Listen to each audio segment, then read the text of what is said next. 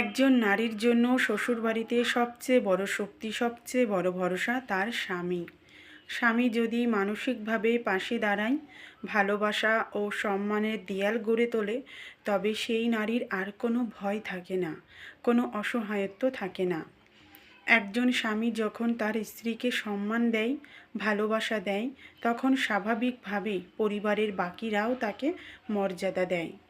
আর যখন স্বামীই পাশে থাকে না, তখন সে নারী যতই ভালো হোক, শ্বশুরবাড়ির পরিবেশ তার জন্য কঠিন হয়ে ওঠে।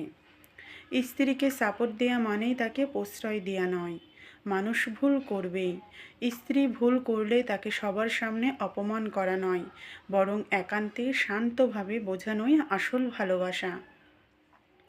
দাম্পত্য জীবনের ব্যক্তিগত বিষয়গুলো বাইরের লোকের কানে গেলে সমস্যা মেটে না, বরং আরও জটিল হয়ে যায়।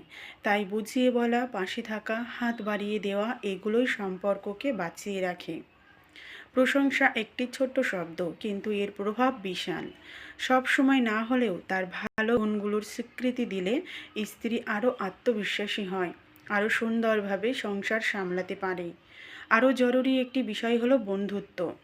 স্বামী স্ত্রীর মধ্যে যদি বন্ধুত্ব না থাকে, যদি মন খুলে কথা বলার জায়গা না থাকে, তবে স্ত্রী নিঃশব্দে দগ্ধ হয়। একজন নারী যদি স্বামীর কাছে কদর না পায়, তবে শ্বশুরবাড়ির কারোর সাথেই সে স্বাভাবিকভাবে মানিয়ে নিতে পারে না, এটাই বাস্তব। একজন নারীর প্রথম, প্রধান এবং সবচেয়ে নিরাপদ আশ্রয় হওয়া উচিত তার স্বামী। তিনি যদি মানসিকভাবে সাপোর্ট দেন, তবে শ্বশুরবাড়িতে আর কারো সাপোর্টের প্রয়োজন হয় না। মনে রাখবেন, সংসারে স্বামী স্ত্রী দুজনেই দুজনের মানসিক ভরসা। সুখে দুঃখে একে অপরকে বোঝা, সম্মান করা, গুরুত্ব দেওয়া, এই সবই সম্পর্ককে মজবুত করে।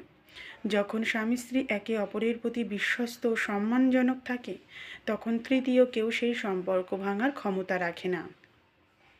স্যাক্রিফাইস সংসারে হয়, করতেই হয়, কিন্তু একতরফা স্যাক্রিফাইস শুধু মন ভাঙে, আশা পোড়ায়। তাই যেমন স্ত্রীকে স্বামীর পাশে দাঁড়াতে হয়, তেমনি স্বামীকেও হতে হয় স্ত্রীর স্ট্রংগেস্ট সাপোর্টিং হ্যান্ড। কারণ যে সম্পর্ক দুজনকে ধরে রাখে, সেই সম্পর্কই টিকে থাকে সুখে, শান্তিতে, ভালোবাসায়।